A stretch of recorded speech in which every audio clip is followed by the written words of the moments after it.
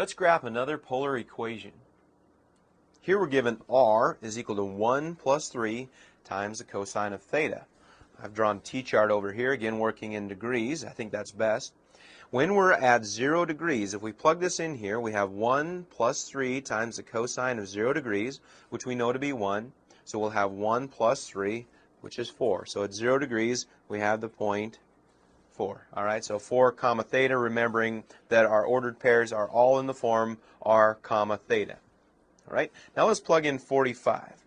1 plus 3 times the cosine of 45, we're going to get an approximate answer here of about 3.12. So working on the 45-degree angle, we're going to go 1, 2, 3, and just a smidge outside of that for 3.12. Let's work our way over to 90 degrees. We're going to have 1 plus 3 times the cosine of 90 degrees. Cosine of 90 we know to be 0, so this will simply be 1, and we have that graph already right here. All right.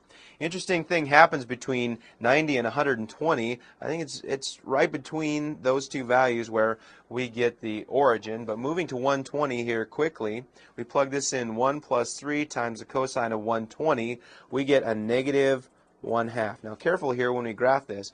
At 120 here, we need to go a negative 0.5. So that's down right about in this region here.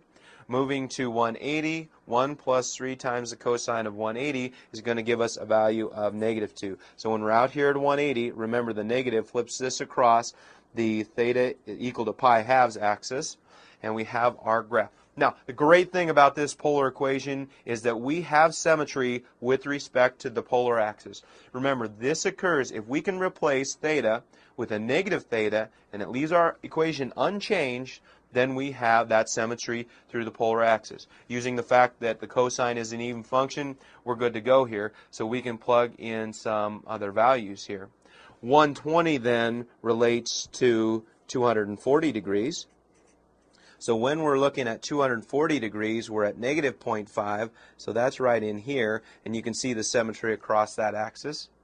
In a similar fashion, 90 relates to 270. When we're at 270, we have a value of 1 right there, and you can see the symmetry across that polar axis at this point.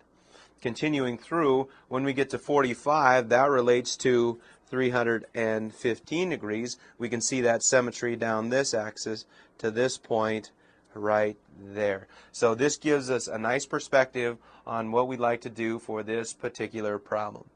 So now what we're going to do is put this all together and just go ahead and graph. Remember, we started with 4, 0, and as you graph this, it looks something like this. Take some doing and some practice to graph this, called a limacon. Comes around, and we tie this in, and there's our nice graph of the polar equation. R is equal to 1 plus 3 cosine theta.